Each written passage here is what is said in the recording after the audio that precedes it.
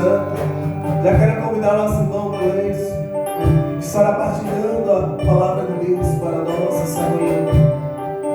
E que nós possamos estender as nossas mãos em direção ao irmão. E já pedir mesmo, Espírito Santo fala. Espírito Santo vem e fica. Como aqueles discípulos que diziam, fica conosco, Senhor.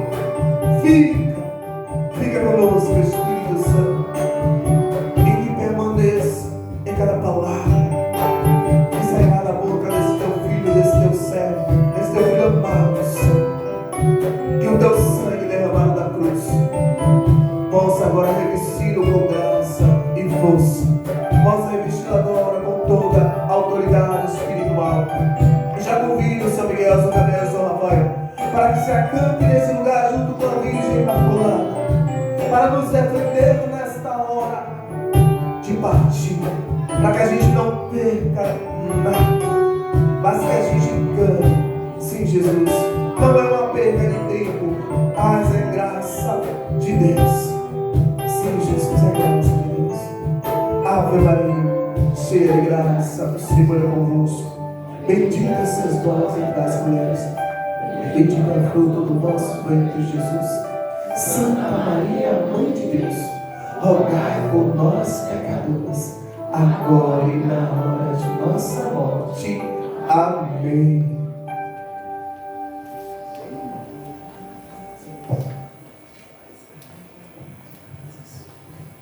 Bom dia, povo de Deus. Bom dia. Tem fogo aí ou não tem? Tem fogo aí? Amém, aleluia. Ô glória! Vamos sentar em nome de Jesus para escutar a poderosa palavra do Senhor. Quem trouxe a Bíblia, diga eu trouxe. Quem não trouxe, diga eu não trouxe. Ainda tem gente que não trouxe, né? Então nós temos que ter o bom costume de trazer sempre a palavra de Deus junto conosco, ainda mais nesses momentos de pregação, onde nós pedimos que o Senhor fale conosco, que o Senhor nos oriente, nos guie, nos guarde. Queria que você pegasse a sua Bíblia e abrisse no livro de 1 Coríntios, a carta de São Paulo aos Coríntios, no capítulo 1, no versículo 18. 1 Coríntios, capítulo 1, versículo 18. A cruz sagrada seja nossa luz, não seja o dragão nosso guia.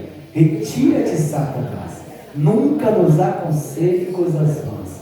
É mal que tu nos ofereces, bebe tu mesmo dos teus venenos, em nome de Jesus. Pelo sinal da Santa Cruz, livra-nos Deus nosso Senhor, dos nossos inimigos visíveis e invisíveis. Em nome do Pai, do Filho e do Espírito Santo. Amém! Amém, igreja? Amém. Quem achou, diga eu achei. Quem não achou, diga eu não achei. E quem não trouxe a Bíblia não vai achar.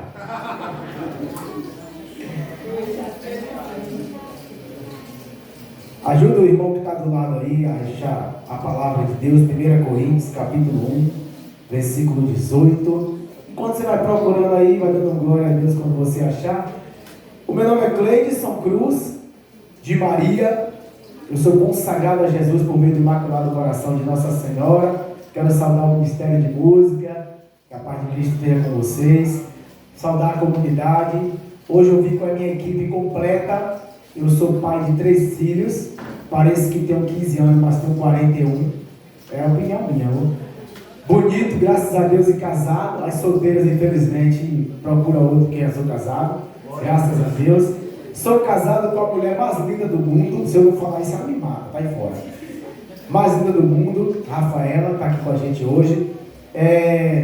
Tenho 3 filhos, como eu falei: Isaac, de 10 anos, Maria, de 8 anos, e o pequeno Yuri, de 2 anos e alguns meses. Então a graça de Deus está aqui. Perguntava à irmã há quanto tempo eu estive aqui em Cambula, e nós refletindo 8 anos atrás. Olha que maravilha. Quem aqui estava quando eu preguei lá na associação há 8 anos atrás? Levanta a mão. Levanta a mão. Maravilha. E quem está aqui que nunca me viu pregando, levanta a mão, que nunca me viu pregando. Glória a Deus, aleluia. Não perdeu muita coisa não, mas louvado seja Deus. É uma alegria muito grande estar aqui mais uma vez. É uma alegria de Deus muito grande em meu coração. Rever as pessoas que outrora estiveram juntos, orando, clamando o Pentecostes do Espírito Santo. Fico muito feliz em rever as pessoas que vi há 8 anos atrás. Significa que nós estamos perseverando. E vocês que estão nos conhecendo agora, seja bem-vindo a esse momento fraterno de pregação da palavra de Deus, de partilha. Eu queria convidar vocês a, nesse momento de pregação, desconectar um pouco das coisas lá de fora, das preocupações, das perturbações, do celular, desconectar dos problemas e se conectar com o Espírito Santo de Deus. Amém? Amém. Quem aqui tem problema, diga eu. Está falando todo mundo? Todo mundo tem problema? Tem. Pronto. Está no lugar certo. Então, show de bola. Isso mesmo. É isso aí. Vamos para cima, vamos para cima. Agora nós vamos prestar atenção na poderosa palavra do Senhor. Olha só, amados. Tem um grande santo da igreja chamado Ambrósio, que quando alguém lia a Sagrada Escritura, ele chorava muito. E um certo dia perguntaram a ele: Ambrósio, por que tu choras tanto quando alguém lê uma palavra, quando alguém lê a Bíblia? E ele disse: porque quando alguém lê a Bíblia, eu vejo o próprio Deus falando comigo. Eu vejo a boca de Deus lançando um oráculo na minha direção. E muitas vezes, infelizmente, nas missões, nas pregações, o missionário está ali pregando a palavra, tem um cantor, o ministério de música está ali louvando, clamando, e as pessoas estão dispersas, as pessoas estão desconectadas com o Espírito Santo, estão preocupadas com outras realidades. E por isso eu quero começar convidando você, comunidade de Cangula, e todos vocês que estão aqui porventura visitando, a tomar posse da palavra que será pregada aqui nesta manhã, neste dia. Você precisa tomar posse da palavra que será direcionada à tua vida, à tua história, ao teu coração, à tua casa. Você precisa chegar neste lugar, independente da condição que você chegou, você precisa estar aberto ao mover do Espírito Santo. Não adianta estarmos aqui no momento de pregação, eu, missionários, quem estiver aqui, você que chegou para participar, para beber desta água, pegar dessa fonte, se nós não sairmos daqui preenchidos, regozijados do Espírito Santo. Era melhor ficar em casa, jogando dominó, jogando dama, assistindo televisão, dormindo no sofá. Mas se nós nos dispusermos a estar aqui nesse dia, é porque nós estamos aqui focados na palavra de Deus. Nós estamos aqui focados em experimentar a graça do Espírito Santo. Nós estamos aqui focados em beber do poder e da unção misericordiosa que vem do céu. No final a gente conversa, irmão, depois a gente conversa a partilha, valeu? E queridos amados de Deus, nós precisamos dar valor à palavra, à pregação, ao louvor, ao Pentecoste, ao mover de Deus. Porque senão corremos o risco de chegar aqui e voltar para casa da mesma forma que chegamos. Se nós estamos aqui hoje, é porque nós somos necessitados da palavra de Deus. Se nós estamos aqui hoje, é porque nós somos necessitados do Espírito Santo. E por isso eu quero convidar você, antes de iniciar a pregação, a falar para você, a dar um conselho e te sugerir: se entregue, se abandone, se lance, porque quem vos prega aqui nesta manhã é alguém que outrora andou nas trevas, na cachaça, na maconha, na cocaína, no tráfico de droga, na prostituição, nas baladas, mas um dia, escutando a poderosa palavra do Senhor, Deus transformou a minha vida, Deus transformou a minha história, e Deus levantou um homem novo, um homem que tem coragem de sair de casa para desbravar e anunciar a poderosa palavra do Senhor. Você crê nisso? Diga: eu creio. Diga: eu quero. Eu tomo posse. Levanta as duas mãos para o alto, as duas mãos, e aplauda Jesus de Nazaré. Aplauda para valer. Amém? Eu conquistei um pouquinho, né? Vamos lá. Então a palavra de Deus diz o seguinte: 1 Coríntios capítulo 1, versículo 18. A linguagem da cruz é loucura para os que se perdem, mas para os que foram salvos, para nós é uma força divina. Eu vou ler de novo.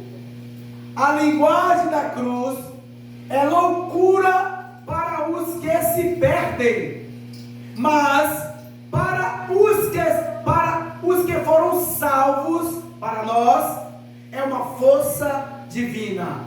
Palavra do Senhor. Palavra do Senhor. Palavra do Senhor. Beije e aplauda a poderosa palavra do Senhor. Dá para fazer aquele fundozinho aí? Aquele fundo de pregação baixinho? Dá para fazer? Se der para fazer, eu agradeço. Queridos e amados de Deus, Paulo vai dizer aos coríntios que a linguagem da cruz é loucura para aqueles que se perderam. Que a linguagem da cruz é loucura para aqueles que não se encontraram. Paulo vai dizer à comunidade de Coríntios, uma comunidade que vivia na devassidão, na prostituição, nas pornografias, nos adultérios. A comunidade de Coríntios era uma comunidade de pessoas que não tinha temor a Deus. Paulo está falando para um povo que não tinha conexão com o Espírito Santo. Paulo é aquele homem que foi levantado para pregar a palavra a todo tipo de gente, desde aqueles que temiam a Deus e aqueles que não temiam a Deus. Paulo é aquele homem que foi levantado com o poder do Espírito. Olha para mim, deixa ele, olha para mim, presta atenção aqui, foca em mim. Paulo é aquele homem que foi levantado para pregar a palavra destemidamente. Paulo é aquele homem que foi levantado para pregar a palavra, independente do local que foi chamado. Querido, olhe para mim, entenda. Quando Paulo está direcionando a palavra aos coríntios, Paulo não está preocupado se as pessoas estão gostando ou não estão gostando da mensagem. Paulo não está preocupado se as pessoas estão crente ou descrente. Mas Paulo tem uma missão: pregar a palavra de forma desbravada. Paulo tem a missão de pregar a palavra de Deus, a poderosa palavra do Senhor, independente da plateia que escuta. É como a palavra diz, aquele missionário que saiu a semear as sementes, e a semente cai em solo fértil, a semente cai em solo seco, a semente cai em terra fértil, a semente cai sobre os arbustos, a semente cai sobre a água. Mas independente aonde essa semente vai cair, aonde essa semente será lançada, independente disso, Paulo tem uma missão. Hoje eu quero pedir ao Espírito Santo o poder de Paulo, a ousadia de Paulo, para, independente dos corações que estiver aqui, escutar uma palavra pregada com força, com desassombro, com autoridade, com convicção, porque essa é a mensagem do Espírito Santo. Amém? Amém? Amém? Amém. A linguagem da cruz é loucura para os que se perdem, mas para os que foram salvos como nós é uma força divina. Outras tradições vai dizer que é um poder de Deus. A cruz é um poder de Deus. Quando olhamos para o alto da cruz, quando olhamos para o Senhor pendurado na cruz, naquele tempo, outrora, há 2025 anos atrás, era como se fosse o final. Não tem mais jeito, acabou. Quando as pessoas olharam para o alto e viu um homem chamado Jesus de Nazaré apregado na cruz, algumas pessoas disseram: não tem mais jeito. O nosso Senhor foi morto, o nosso Senhor caiu, o nosso Senhor sucumbiu. Mas do alto da cruz, aqui Paulo está dizendo que essa cruz se tornou força divina, poder de Deus. Nesse mesmo alto da cruz, o Senhor lançou 7 palavras para levantar o homem do pecado. No alto da cruz, o Senhor lançou 7 palavras lançadas ao teu coração. No alto da cruz, meu irmão, minha irmã, o Senhor lançou 7 palavras para tocar a tua alma. Meu irmão, minha irmã, neste mês da Bíblia, nós queremos refletir as 7 palavras de Cristo na cruz. Quando Ele olha do alto da cruz, olha para o seu povo e vê que seu povo abandonou, olha para o céu, Ele diz: Senhor, por que me abandonaste? Mas Ele olha para baixo e vê Nossa Senhora de pé, Nossa Senhora com o apóstolo João de pé. E olhando para aquela pequena multidão que estava ali, o Senhor lança 7 palavras ao nosso coração. Quantas palavras? Quantas? 7 palavras. E nós queremos hoje meditar nas 7 palavras que Cristo lançou para nós no alto da cruz. Eu não sei se vocês têm convicção, consciência, conhecimento das 7 palavras que Ele lançou. Mas nós queremos aqui, através da Sagrada Escritura, experimentar cada mensagem, experimentar cada fala, cada direcionamento. Antes de entrar propriamente nas 7 palavras, eu comecei fazendo uma pergunta para vocês. Quem aqui tem problemas? Aí todos disseram, eu estou cheio de problemas. Todos nós temos problemas. E a cruz, se nós não olharmos a cruz como um sinal de salvação, de redenção, como um sinal de vitória, como um sinal de soerguimento, se nós não olharmos para a cruz como uma cruz que simboliza uma ponte para atravessar os problemas e chegar à vida eterna, nós não vamos compreender o mistério e a loucura da cruz. Um belo dia eu estava sentado na calçada, isso tem uns 10 anos atrás, e aí alguns protestantes se aproximaram de mim e falaram, por que você anda com essa cruz? Era exatamente essa cruz aqui, ó. Por que você anda com essa cruz? Aí eu falei, porque a cruz é o sinal de um Deus apaixonado que se fez pecador no meu lugar e morreu assumindo o meu pecado. Então eu ando com a cruz para não me esquecer. E aí ele disse para mim assim, não, mas você está matando Jesus de novo? Você está lembrando da arma que matou Jesus? Eu estou falando, você conhece a Bíblia? Ele disse, eu conheço. Então pega lá, em 1 Coríntios capítulo 1, versículo 18, exatamente esse versículo que eu li.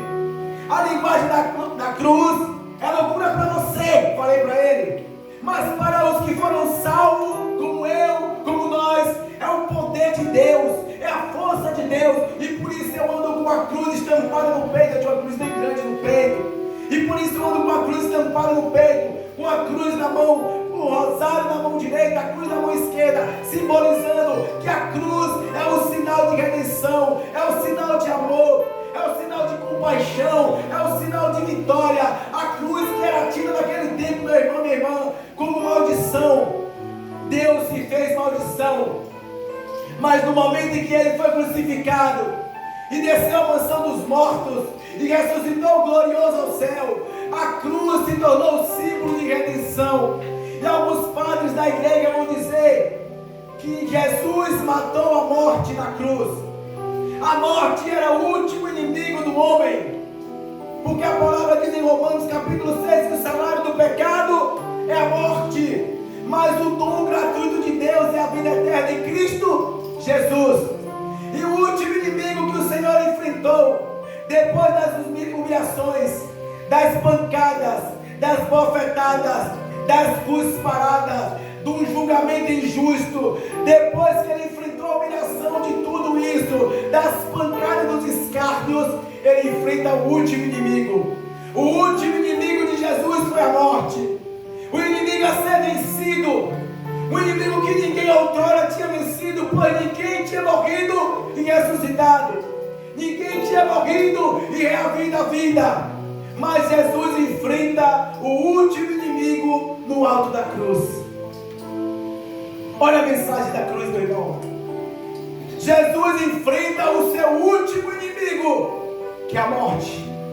E o último inimigo de Jesus a ser vencido foi no alto da cruz. A cruz no Antigo Testamento, no Novo Testamento, a cruz era a pior condenação que o ser humano poderia ter. A maior humilhação que um homem poderia ser condenado era para a cruz. Então os soldados romanos pegam Jesus, colocam numa cruz, levantam o Senhor em público diante do céu, da terra e do inferno.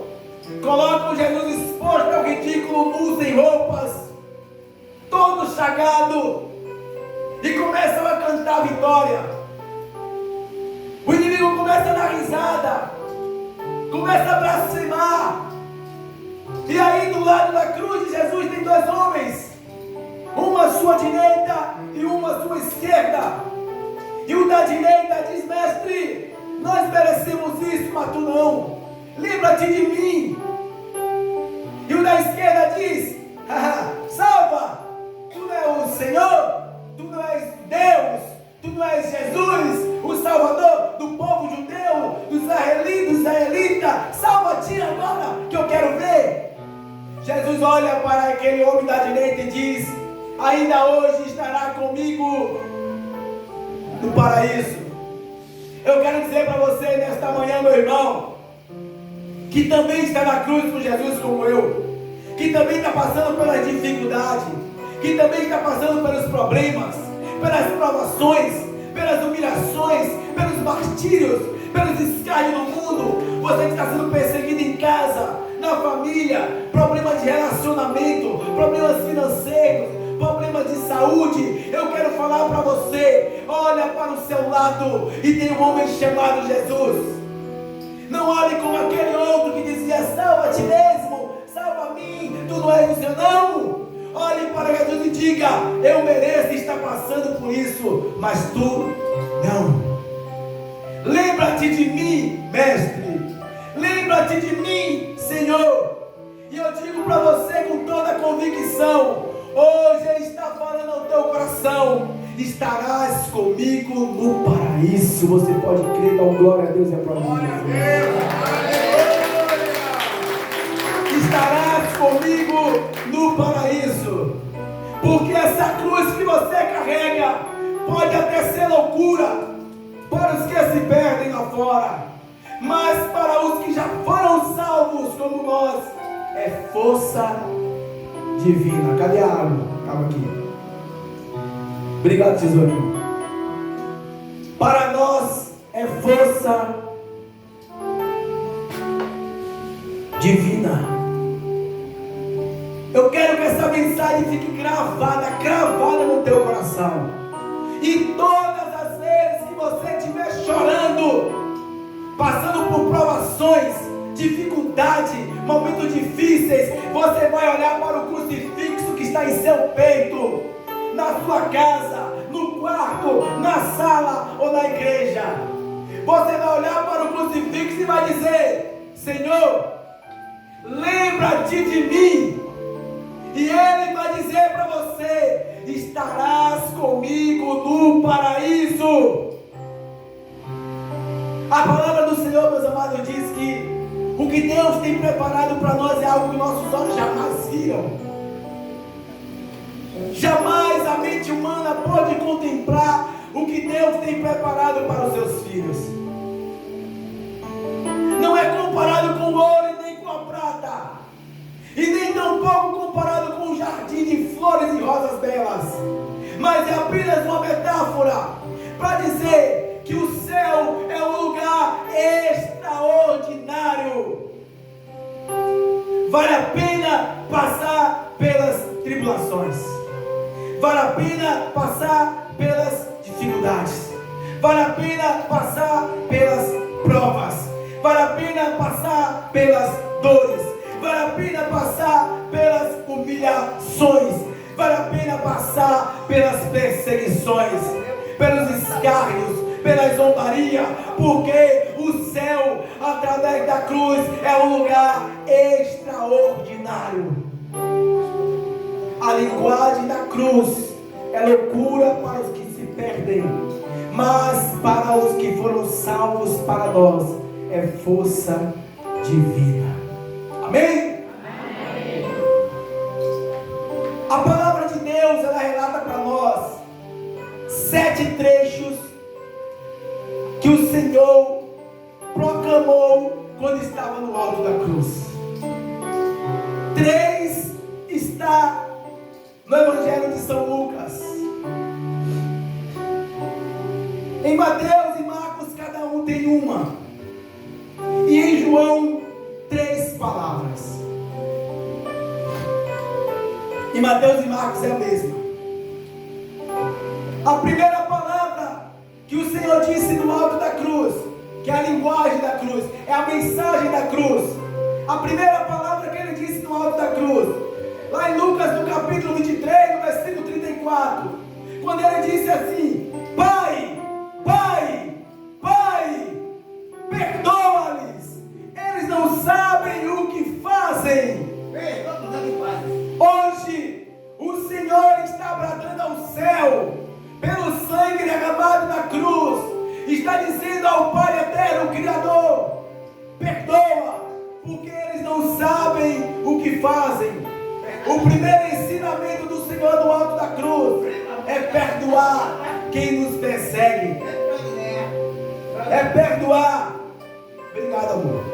É perdoar quem nos humilha. O primeiro ensinamento do Senhor no alto da cruz é perdoar quem nos maltrata. O primeiro ensinamento do Mestre no alto da cruz é perdoar quem zomba de nós.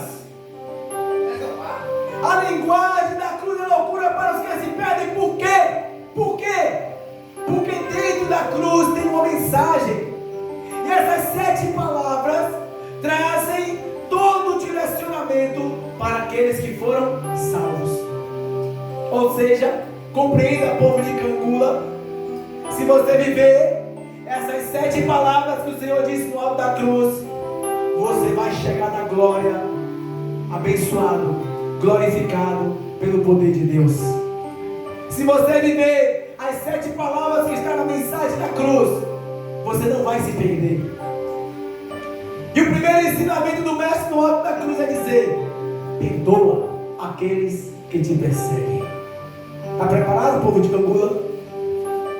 Para perdoar quem te humilha, para perdoar quem te machuca, para perdoar quem te trai, para perdoar quem te ofende, para perdoar quem te persegue, para perdoar quem te atrapalha, para perdoar aqueles que não gostam de você. Povo de Cangula, está preparado? Porque a mensagem da cruz é reta, é direta, é sem curva, é papo reto.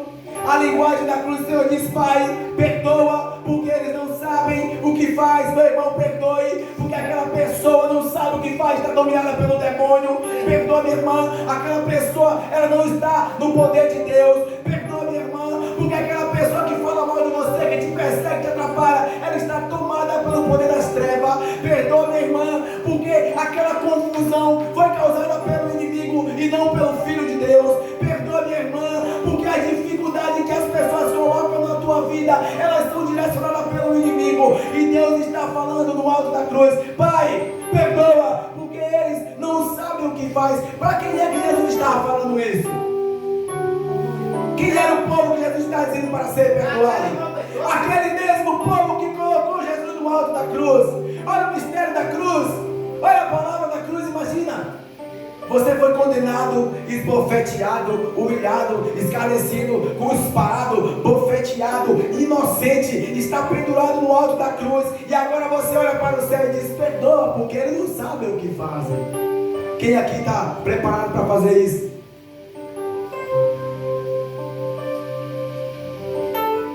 Quem é que está preparado? Eu queria que você fechasse seus olhos rapidinho. Feche seus olhos rapidinho. Feche seus olhos. Lembra de uma pessoa aí que te machucou?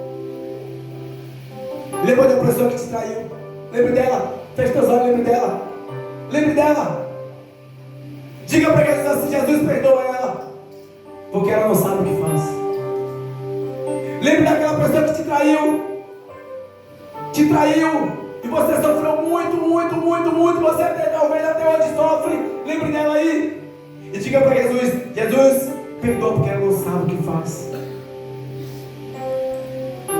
Lembre daquela pessoa que não gosta de você. Talvez porque você não cedeu às coisas mundanas. Lembre daquela pessoa que já fez zombaria e chacota porque você estava na igreja e te chamou de besta, de idiota. Lembre daquela pessoa que te traiu em casa, da sua família, que jogou na tua cara coisas que não eram verdade. Lembre dela. Lembre dela agora, lembre dela. E diga: Pai, perdoa, porque ela não sabe o que faz. Vai liberando esse perdão no seu coração. Libera esse perdão. Não guarde mágoa, ressentimento. Sabe por quê? Você não é vaso de lixo. Quem guarda lixo é lixeira, e você é vaso ungido de Deus. Quem guarda lixo é lixeira, e você é vaso ungido de Deus. Você é escolhido. Bata no teu peito assim, olha para mim aqui, ó, e diga assim: eu sou escolhido de Deus. Eu sou vaso ungido de Deus. Eu sou eleito de Deus. Eu não sou candidato, não. Diga: eu não sou candidato. Eu sou eleito. Diga: eu sou eleito. E aplauda Jesus de Nazaré para valer. Aplauda para valer. Libera o perdão. Libera o perdão. É o primeiro ensinamento da cruz. Perdoe. Perdoe. E aí, meu querido, Jesus, ele continua. Eu queria, não é esse tema da pregação, mas tem a ver. Eu tenho uma pregação chamada Por suas dores me curou dos meus pecados.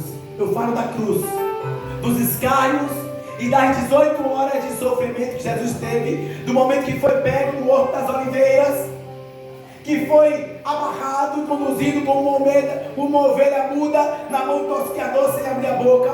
Daquele momento do Horto das Oliveiras, quando ele sua sangue, um fenômeno chamado hematidose, que é fome ao extremo, medo ao extremo, tortura ao extremo, sede ao extremo, vergonha ao extremo, tudo do ruim ao extremo. Jesus sofreu, e acontece um fenômeno chamado hematidose. Depois você pesquisa.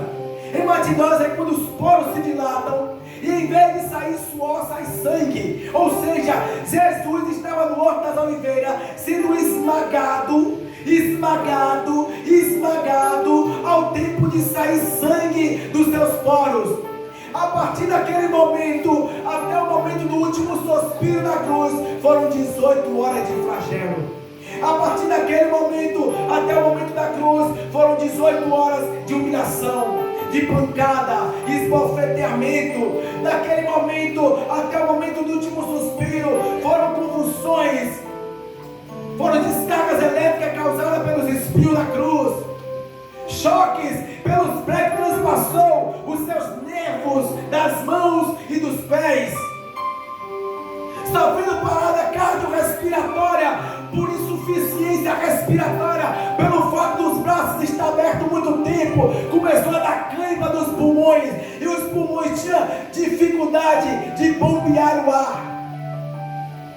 E Jesus, naquela situação, nos últimos momentos, ele ainda tem o poder, a glória, a coragem de dizer: Pai, perdoa eles, porque eles não sabem o que faz. Então o que fizeram com você até hoje é fichinha perto do que fizeram com o Senhor. Então não olhe para a cara do missionário e diga: missionário, eu não tenho coragem de perdoar aquela pessoa, porque o que ela fez foi horroroso, foi muito grave. Não, olhe para o que fizeram com o mestre. E ele disse: Pai, perdoa, porque eles não sabem o que faz. A segunda palavra de Cristo, Lucas capítulo 23, versículo 43. Quando ele olha para aquele homem que está do seu lado, que é um ladrão, corrupto, prostituto, pecador, sanguinário. Eu quero lembrar para vocês novamente: as pessoas que eram condenadas à cruz eram as pessoas mais escrupulosas daquele momento. As pessoas que eram condenadas à cruz eram as pessoas que cometiam barbáries, crimes gravíssimos. E do lado de Jesus tinha um homem desse quilate. E este homem olha para o mestre, olha a sua situação: um ladrão, um pecador sanguinário, um criminoso. Olha para o mestre e diz: Mestre, lembra-te de mim.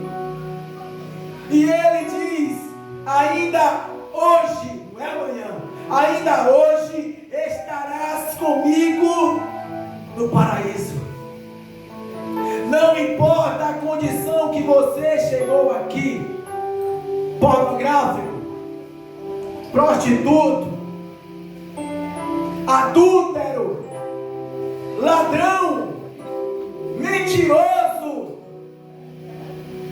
Não importa a condição que você chegou aqui, Não importa. O que importa é como você vai olhar para o Mestre. O que importa é o que o seu coração vai sentir ao olhar para o Mestre. Aquele homem, nessa condição, fala para o Senhor: lembra-te de mim. E Jesus diz para ele: ainda hoje estarás comigo. Deus tem uma palavra que vem do alto da cruz. Todos que olharem para o Mestre, se arrependerem profundamente dos seus erros, perdoar o seu irmão e pedir uma palavra de salvação ao Mestre, esse subirá ao paraíso. Primeiro perdoa quem te ofendeu, perdoa a si mesmo, e depois olha para Jesus e diz: lembra de mim, Jesus. Dentro da igreja hoje, talvez aqui eu não sei, tem esses dois tipos de pessoa: esse que está do lado direito e esse que está do lado esquerdo. O do lado esquerdo só vai blasfemar, criticar, falar mal, murmurar, se maldizer de Deus, que Deus não olha para ele, que Deus não ajuda, que Deus é esse, que Deus quer passar fome, que o aluguel atrasou, aqui o menino está tribulado, e meu marido está cachaceiro, e minha mulher está viciada em novela, e tem esse tipo de homem, de mulher. Do lado de cá tem aquele que diz: sou pecador, miserável, falho, hipócrita, traidor, mas Jesus, diante de ti eu me curvo, me arrependo, lembra-te de mim. De qual lado da cruz você vai estar? Do lado que reconhece a sua limitação, que reconhece que você é pequeno, que reconhece que você sem Ele, como diz a palavra, João 15:5, sem mim nada podeis fazer. Ou você vai estar do lado de cá, que só faz murmurar, criticar, ficar enchendo-se de lamúrias e não reconhece o senhorio do Cristo Jesus. Primeiro ensinamento da cruz: perdoar todos, independente de quem seja. Segunda palavra de Cristo na cruz é uma promessa. Deus tem uma promessa para você hoje. Deus hoje tem uma promessa: ainda hoje estará comigo no paraíso. Isso é maravilha, isso é lindo. Alguns santos da igreja diziam assim, Teresinha, por exemplo, era uma: eu não vou esperar chegar lá para viver o paraíso, eu já vou viver o paraíso com Cristo aqui. E Teresinha era uma menina tão íntima de Deus, que um dia ela sonhou, um dia ela teve um sonho, aonde ela, comendo um bolo com os amigos, ela come a maior parte do bolo, ela acorda chorando, desesperada, e procura o sacerdote, e o sacerdote fala para ela: perdoa seus pecados, minha santinha. Ela diz: eu tive um sonho onde eu comia a fatia maior do bolo, isso é injusto, isso não é certo. E o padre disse: calma, minha filha, isso foi apenas um sonho. Não, mas eu não quero ofender a Deus, nem sonho. Isso é viver o paraíso na terra. Eu não quero ofender a Deus, nem se for no sonho. Isso é viver o paraíso. Isso é viver já o paraíso com o Senhor aqui. É olhar para as pessoas aqui e tipo, dar bufetada em seu rosto, esbufeta você, e você diz assim: oh glória, louvado seja Deus. Ai, meu marido me traiu, minha esposa me traiu, meu trabalho me persegue. Oh glória, Jesus, eu mereço isso mesmo. Me dá força, Jesus. É queimar o dedo da panela, em vez de dizer assim, falar: oh glória, ora amassou. É você sair na rua, passar aquele carro na poça de lama, te sujar todo, e você: vida imaculada, vá na paz, Jesus. Isso é viver o paraíso já na terra. desafiador, não é? É desafiador? Mas essa é a mensagem da cruz. Essa é a mensagem da cruz. A terceira palavra que Jesus fala no alto da cruz está em João. João, capítulo 19, aí eu sou suspeito de falar, versículo 25 a 27. Quando ele diz assim: mulher, eis aí o teu filho. Filho, eis aí a tua mãe. Eu sou suspeito de falar. Por quê? No alto da cruz, depois de pedir para perdoar os pecados, depois de prometer o céu, ele diz: vou te dar uma mãe de presente. E no alto da cruz, ele olhando para baixo, ele vai dizer: filho, recebe essa aí que é tua mãe. E quem sou eu a você para não aceitar o presente do Senhor? Que dignidade tem nós para receber a mãe do nosso Salvador? Como diz a palavra em Lucas capítulo 1, no versículo 42 seguintes, que vai narrar o trecho da Ave Maria. E Isabel diz assim: de onde me vem esta honra que venha me visitar a mãe do meu Senhor?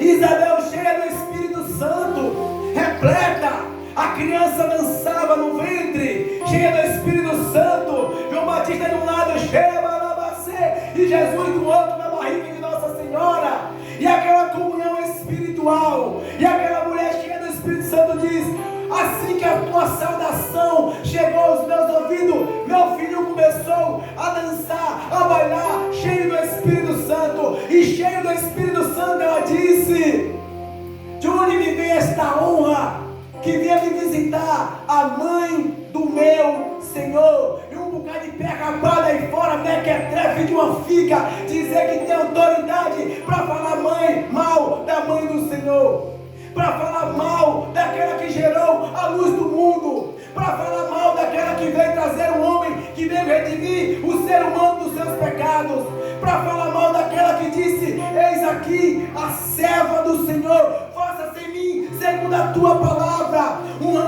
rebanho de mequetrefe de uma figa, que bota a Bíblia debaixo do braço e vai falar mal daquela que gerou o Salvador da humanidade. Meu irmão, eu quero falar para vocês nesta manhã: a linguagem da cruz vai dizer que nós temos uma mãe, e o nome dela é a Virgem Maria de Nazaré. E você pode aplaudir essa mulher com toda a força do teu coração.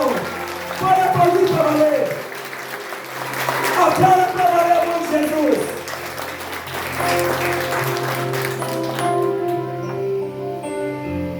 Vai dizer a história e a Bíblia também, que depois daquele momento, João toma Maria como mãe e leva para casa.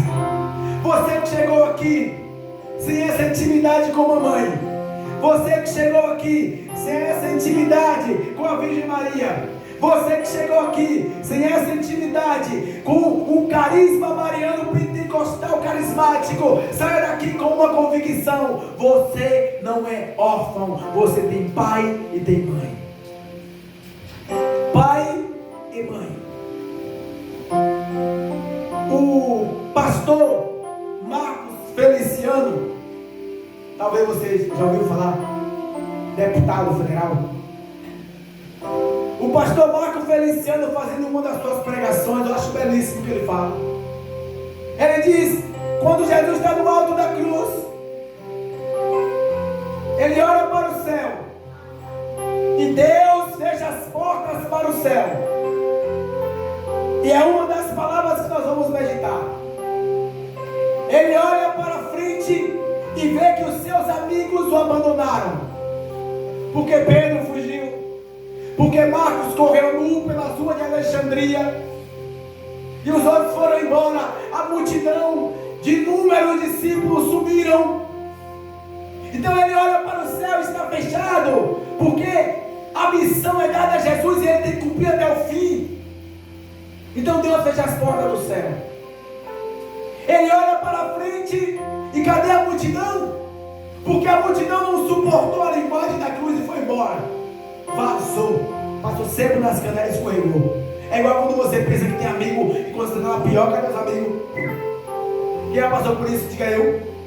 Quem já passou por isso, diga eu. De ter aquela pessoa que você confiava na hora H, ela não te ajudou. Ninguém nunca passou por isso, não? Já passou ou não passou? Aquela pessoa que você mais contava e na hora H você sabia que ela podia te ajudar e ela preferiu ficar omissa, se omitir, se esconder, ficar quietinha. Afinal de contas o problema não era dela.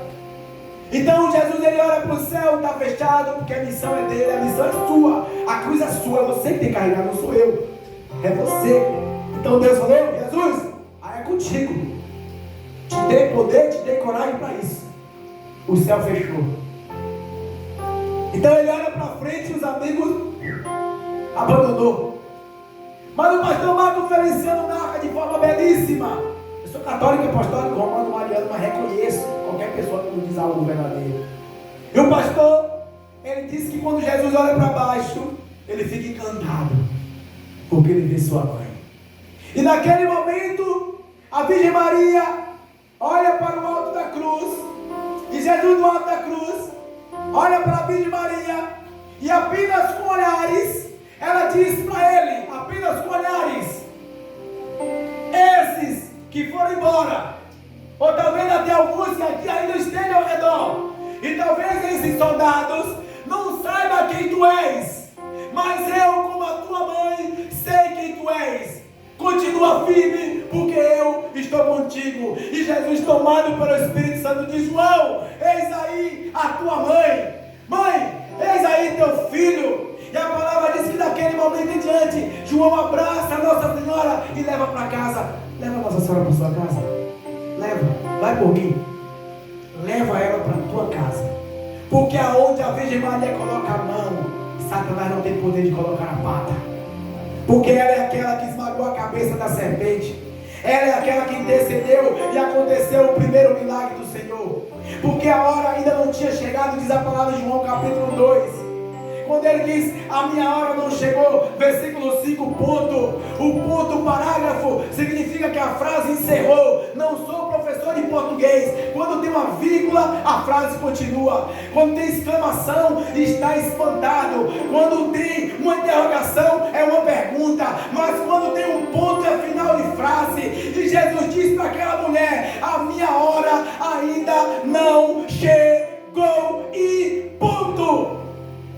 Ela olha para ele, sai, chama os serventes e diz: tá vendo aquele barbudo lá, do olho azul, verde, não importa, ele é meu filho.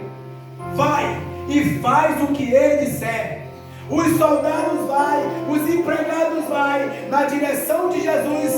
Jesus olha para a mãe dele, como que dissesse: mãe, eu não te falei que não era minha hora? E como ela dissesse para ele com o mesmo orar na cruz: lembra-te do quarto mandamento da lei de Deus. Qual é o quarto? Honra teu pai e tua mãe. E é o primeiro mandamento acompanhado de uma promessa. É como se Nossa Senhora falasse para ele: olha, o mandamento é teu, você não vai cumprir?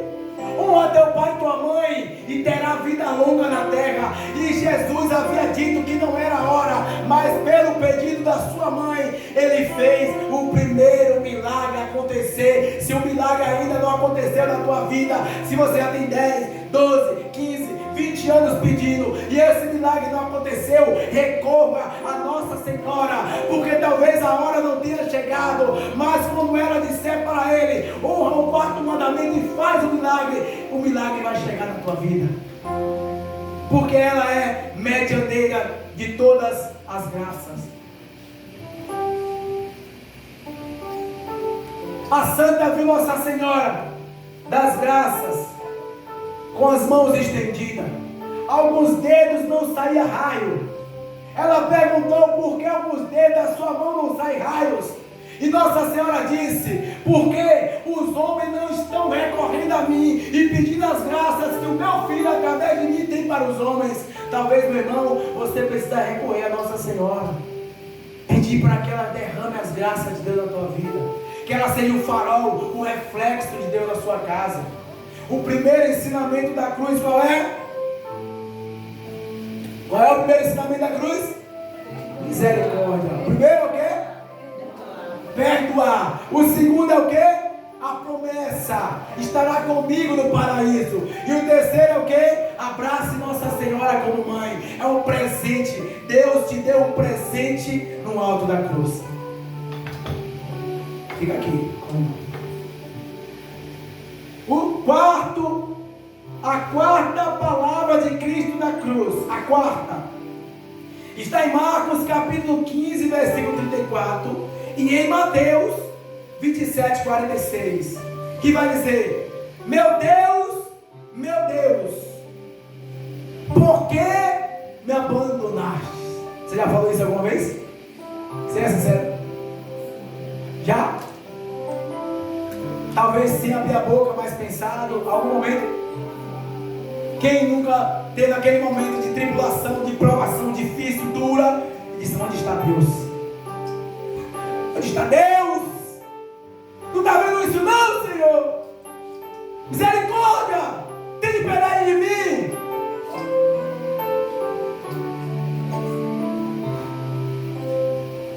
E Jesus, Ele diz: meu Deus, por que me abandonastes? Se você já fez essa pergunta para o Senhor e Ele nunca te respondeu, Ele vai te responder agora. Está preparado para ouvir a resposta de Deus? Sim ou não? Sim ou não? Toda pergunta quer uma resposta. Meu Deus, por que me abandonaste? Sabe por quê? Deus nunca te abandonou. Primeira coisa. Primeiro detalhe, nunca te abandonou. Mas por que Deus ficou calado? Por que Deus ficou oculto? Por que Deus ficou em silêncio? Por que Deus se escondeu? Por que Deus ficou invisível? Talvez essa seria a melhor colocação. Por quê? Porque quando um professor numa sala dá a prova para um aluno, ele tem que sair de cena. Concorda comigo? Vai ter uma prova aqui, falei no canudo da faculdade. Deu um papel a cada pessoa. O professor vai ficar aqui perto de você te ensinando? Vai? Quem tem que responder a prova? Quem tem que responder a prova? Quem é? Fale eu. Quem responde a prova? Eu. Não é nós, eu. Fale por você. Quem tem que responder a prova sou eu. Deus deu a prova para Jesus. E a caneta era a cruz. Olha que prova. Misericórdia, Jesus. Toma aqui a prova. Toma aqui a caneta. E sabe qual era a tinta da caneta? Qual era a tinta da caneta? Era o sangue. E chega me arrepio. Aí Jesus no alto da cruz, com a prova na mão, com a caneta na mão, e a tinta escrevendo a história, ele diz para o Pai: você me deu uma caneta, você me deu uma prova, e agora a tinta dessa caneta é meu sangue. Mas por que me abandonaste? Porque, meu Deus, Elô, salabakitá. É o termo que ele gritou. Por que me abandonastes? E Deus não responde nada. Porque na hora de responder a prova da tua vida, é você que vai responder para Deus. Inverte o papel. Não é Deus que tem que responder para você. É você. Deus quer saber até onde você sustenta o fogo, até onde você é de oração, até onde você é do xerebecom, xarabandai, até onde você é da glória. Deus quer saber de você quando o parafuso começar a apertar e começar a escorrer a tinta da caneta.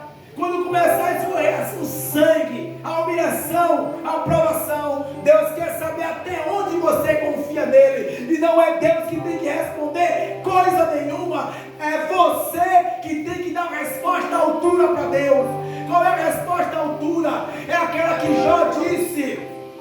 Pode vir quente que eu estou fervendo, mas se vier fervendo, eu estou evaporando no Espírito Santo de Deus.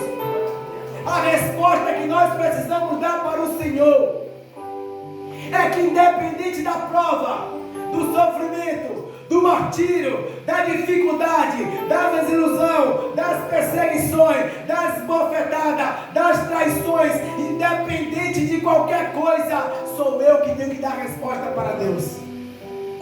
E não é Deus que tem que dar a resposta para você. Deus não te deve satisfação, concorda comigo? Deus não deve satisfação para ninguém. Somos nós que devemos satisfação para Ele, porque a história dele foi escrita no alto da cruz. Então, por isso, a palavra nos ensina que no momento da cruz, quando gritavam: meu Deus, meu Deus, meu Deus, por que me abandonastes? Ele não abandonou momento algum. A todo tempo Ele esteve ali com você. Fecha teus olhos em nome de Jesus. Faz uma reflexão com você. Fecha teus olhos. Pode fechar. Fecha teus olhos.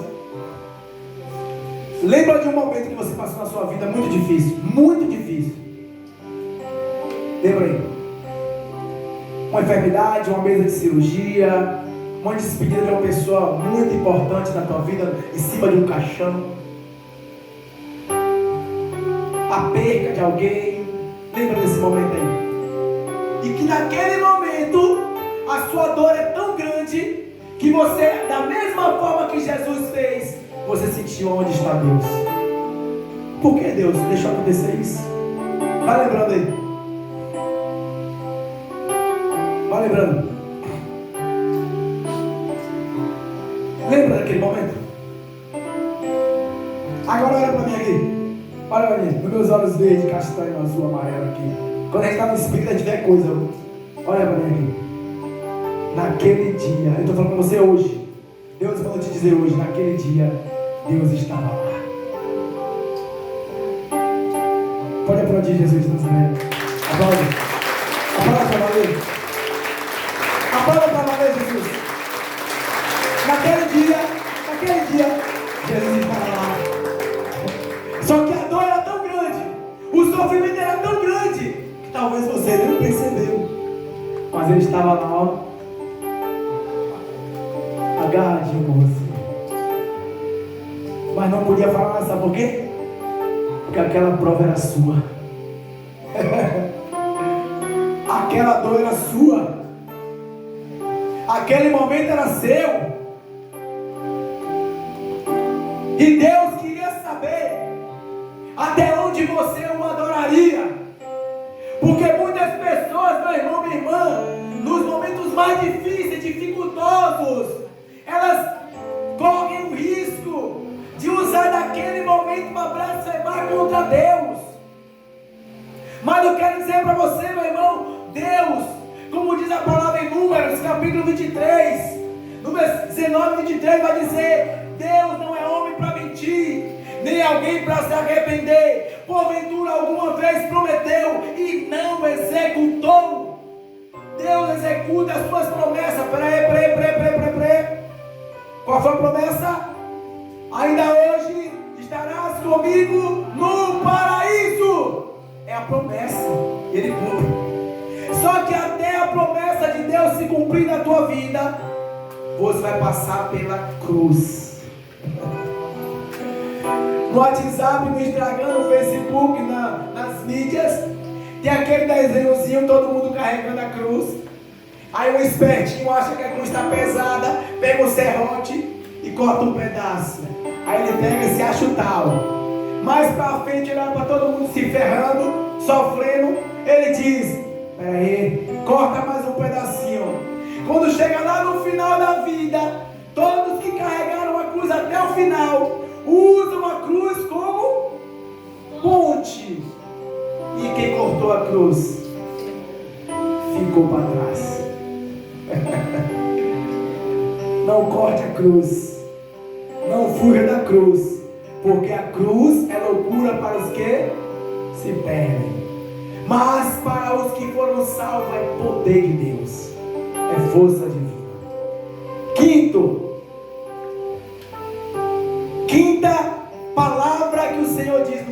cruz. Diz João 19, versículo 28. Tenho sede. Olha só que bonito. Tenho sede. O que é essa sede, gente? Olha que o povo que estava ali era tão bocó, era tão retardado, era tão sem visão espiritual, que quando Jesus disse assim, ó, eu tenho sede, pegaram uma esponja com vinagre e colocaram na boca de Jesus. Jesus falava numa linguagem sobrenatural, espiritual. E aquelas pessoas que estavam ali eram pessoas naturais, pessoas humanas, pessoas que não compreendiam, eram pessoas terrenas. Nós não somos dessa terra, estamos nessa terra, mas nós somos cidadãos do céu, diz a palavra de Deus. E quando Jesus diz assim, ó, tenho sede, Agostinho de Hipona, doutor da graça, doutor da igreja, diz, sede de almas. Eu tenho sede que você tenha sede de mim. Eu tenho sede que você seja sedenta por mim. Eu tenho sede de pessoas, sede de almas. Eu sou um pescador. Foi isso que ele disse para Pedro: não pescará mais peixe, não, é pescar almas. Doravante, eras pescador de peixe, mas serás pescador de alma. O Senhor busca nesses tempos aquilo que está no Antigo Testamento, lá no livro de Ezequiel 22. Tenho procurado alguém que construa um muro e se coloque diante dele como um sentinela, mas não tenho encontrado ninguém. Olha a dor. Tenho procurado alguém que construa um muro e se coloque diante dele para guardar as minhas palavras, para guardar a minha igreja, para guardar a minha fé, o meu evangelho, a minha doutrina, o meu ensinamento, mas não tenho encontrado ninguém. Deus hoje está dizendo para você: eu tenho sede, que homens e mulheres tenham sede de mim. A linguagem da cruz nesta manhã é forte, é pesada, é desafiadora, meu irmão, mas Deus está dizendo: eu tenho sede da tua alma, eu tenho sede do teu coração, eu tenho sede do teu corpo. Algumas pessoas vão dizer assim, ó, para dar desculpa do pecado: ah, Deus conhece o meu coração, como se Deus fosse apenas um cardiologista. Deus é clínico geral, é cirurgião, é mestre em medicina. Deus não quer apenas o seu coração, Deus quer os teus pés, as tuas mãos, os teus cabelos, os teus olhos, o teu corpo, o teu cheiro, a tua vontade, a tua coragem, a tua essência, a tua alma. Deus nesta manhã está dizendo para você, meu irmão: eu tenho sede de você, eu tenho sede da tua família, eu tenho sede. A única coisa que mata a sede de Jesus é um coração sedento por Ele. A única coisa que mata a sede do Senhor é um coração apaixonado por Ele. É um coração, uma alma que namora o Espírito Santo e que dança e que baila, e dança com o Mestre, e baila com o Mestre. E na dificuldade está ali. E na dificuldade está ali adorando ao Senhor. Deus tem sede de você. Deus tem sede de você, assim como a terra tem sede de água, é sedenta por água. Deus tem sede que você tenha sede dele. Qual é o primeiro ensinamento da cruz? Perdoar. Qual é o segundo? É a promessa. Qual é o terceiro? É mamãe, é um presente. Qual é o quarto? É a prova. Eu não te abandono. E qual é o quinto? Sede da tua alma. Tenha sede de Deus. Sexto, já nos últimos suspiros de Jesus, já ofegante, com dificuldade de respirar. Olha só a cena. Ele está pregado no alto da cruz. Os pregos transpassou as tuas mãos no carpo aqui. transpassou os pés. A coroa de espinho está fincada, espinhos que mediam até 10 centímetros de comprimento, que ao tocar o crânio, dava descargas elétricas em Jesus. Só que agora tem um desafio, vai dizer o livro da igreja. Segundo o cirurgião, explicando cientificamente a morte de Jesus, ele está preso, um pé sobre o outro, apregado, todo chagado, rasgado.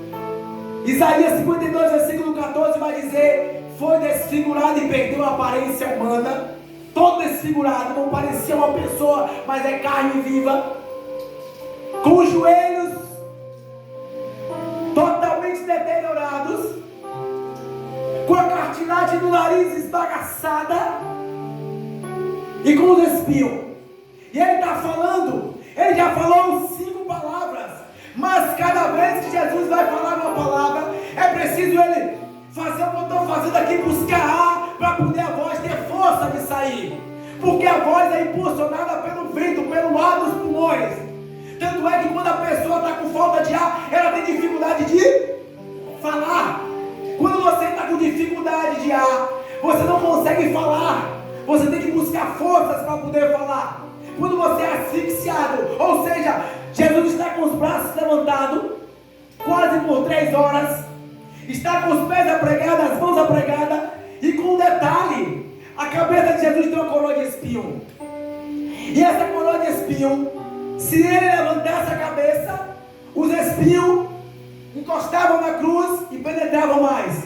Se ele ficasse com a cabeça baixa, os pulmões deles eram comprimidos, porque quando você quer buscar, você faz? Você não faz? Você faz? Então Jesus agora, para poder falar a sua mensagem, ele tem que colocar força nas pernas para levantar, força nos braços e na cabeça, para poder ter fôlego de falar. E aí Jesus, quando ele vai levantar a cabeça, quando ele vai colocar força, as dores dele duplicam, aumenta. Mas Jesus tinha uma missão. A missão de Jesus era finalizar a sua mensagem do alto da cruz. E a 6ª palavra que ele diz é: está tudo consumado. João 19:30.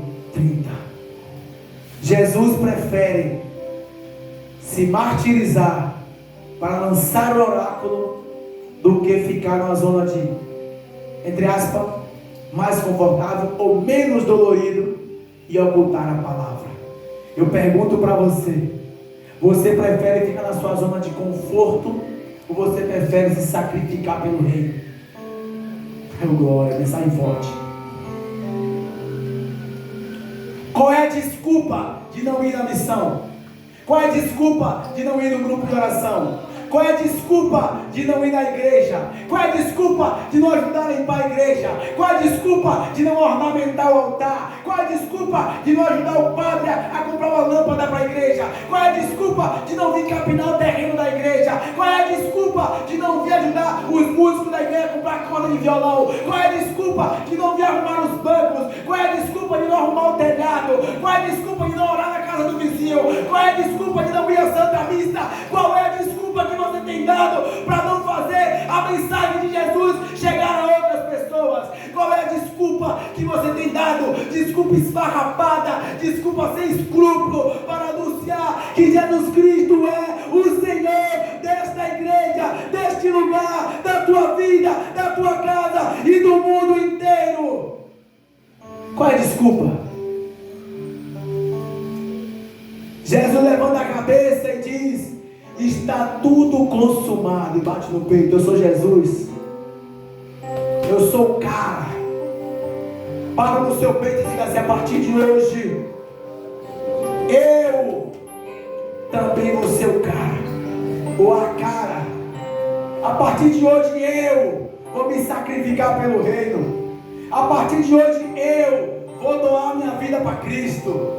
A partir de hoje eu vou sangrar pelo reino. A partir de hoje eu vou me doar pelas almas.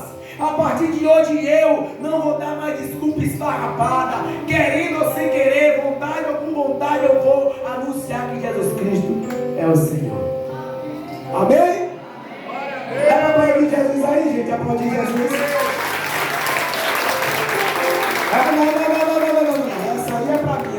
palma para Jesus de Nazaré. Aplauda para ele.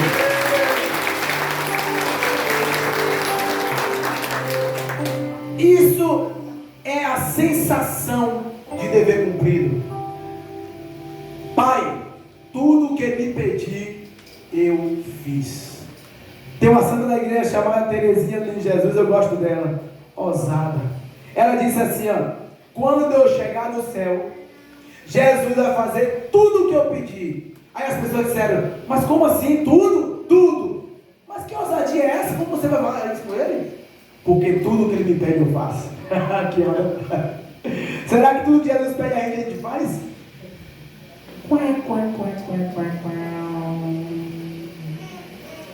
Jesus tem pedido pouca coisa para nós, e até mesmo pouco a gente é incapaz de fazer. A sétima palavra do Cristo para finalizar está lá em Lucas capítulo 23, versículo 46. Pai, nas tuas mãos entrego o meu espírito.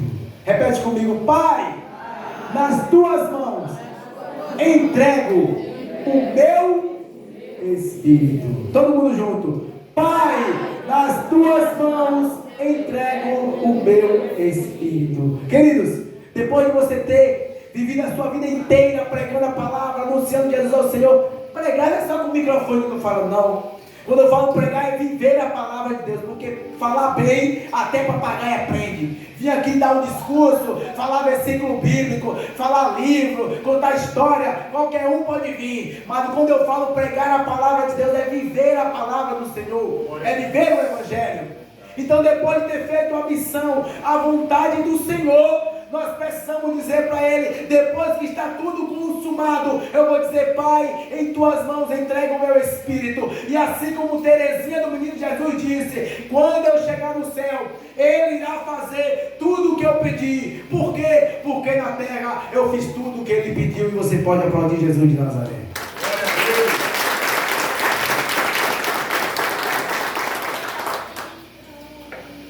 Eu quero convidar você a ficar de pé em nome de Jesus, convidar o Ministério de Música para ficar a postos aí.